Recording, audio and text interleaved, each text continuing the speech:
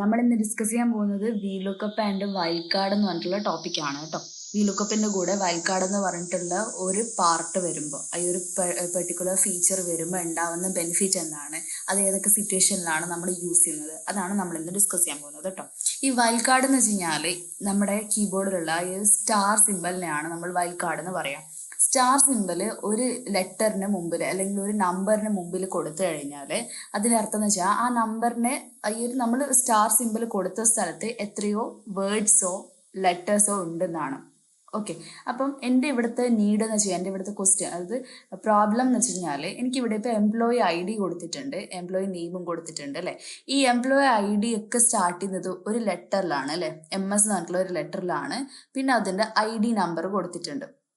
Okay, എനിക്കിപ്പം ID number മാത്രം അറിയാവുന്ന സിറ്റുവേഷനിൽ എനിക്കിവിടെ 111 എന്ന് പറഞ്ഞിട്ടുള്ള ID നമ്പർ മാത്രം അറിയാം. പക്ഷേങ്കിൽ അതിൻ്റെ ID കോഡായിട്ടുള്ള MS ആണോ, അവിടെ ഇതിപ്പോൾ ഫുൾ MS ആണുള്ളത്. ഇനിയിപ്പം ഓരോ ഡിപ്പാർട്ട്മെൻറ്റിൻ്റെ ബേസിലായിരിക്കും ഓരോ എന്താ പറയുക ID കോഡ് വരിക.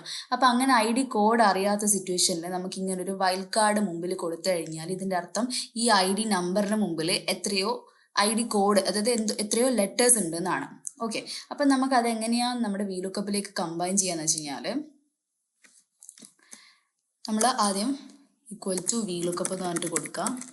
ബ്രാക്കറ്റ് ഓപ്പൺ ചെയ്തിട്ട് ലുക്കപ്പ് വാല്യൂ എന്ന് പറഞ്ഞിട്ടുള്ള ഈ ഒരു സെക്ഷനിൽ നമ്മൾ വൈൽഡ് കാർഡ് ഇൻട്രൊഡ്യൂസ് ചെയ്യുക. ഡബിൾ കോഡ്സിൻ്റെ ഉള്ളിൽ വൈൽഡ് കാർഡ് കൊടുക്കുക. എന്നിട്ട് നമ്മുടെ കോൺകാറ്റിനേറ്റ് ഓപ്പറേറ്റർ ആയിട്ടുള്ള ആൻഡ് കൊടുക്കുക.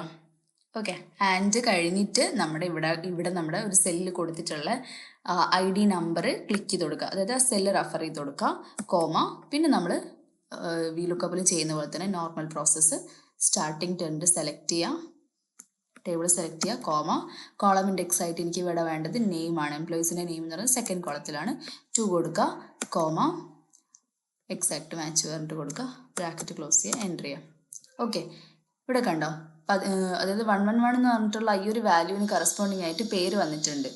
ഓക്കെ, പക്ഷേങ്കിൽ നമ്മൾ നോർമൽ VLOOKUP ആണ് യൂസ് ചെയ്യുന്നതെങ്കിൽ അവിടെ അങ്ങനത്തെ ഒരു 111 എന്ന് പറഞ്ഞിട്ടുള്ള ഈ ഒരു എൻട്രി, ഈ ഒരു വാല്യൂ നമ്മുടെ ഈ ഒരു ടേബിളിൽ ഇല്ലാത്തത് കൊണ്ട് അവിടെ എററാണ് കാണിക്കുക. അതിപ്പോൾ ഞാൻ ജസ്റ്റ് കാണിക്കാം. ഞാനിപ്പോൾ VLOOKUP എന്ന് പറഞ്ഞിട്ട് കൊടുത്തു, ഈ ഒരു വാല്യൂ ക്ലിക്ക് ചെയ്തു, കോമ, ടേബിൾ സെലക്ട് ചെയ്തു, കോമ, കോളം ഇൻഡെക്സ് ആയിട്ട് 2 കൊടുത്തു, എക്സാക്ട് മാച്ച് പറഞ്ഞിട്ട് ബ്രാക്കറ്റ് ക്ലോസ് ചെയ്ത് എൻ്റർ ചെയ്തു. കണ്ടോ, ഹാഷ് എന്ന എററാണ് വന്നിട്ടുള്ളത്. എന്താ വെച്ച് കഴിഞ്ഞാൽ ഈ ഒരു വാല്യൂ നമ്മുടെ ഈ ഒരു ടേബിളിൽ ഇല്ല.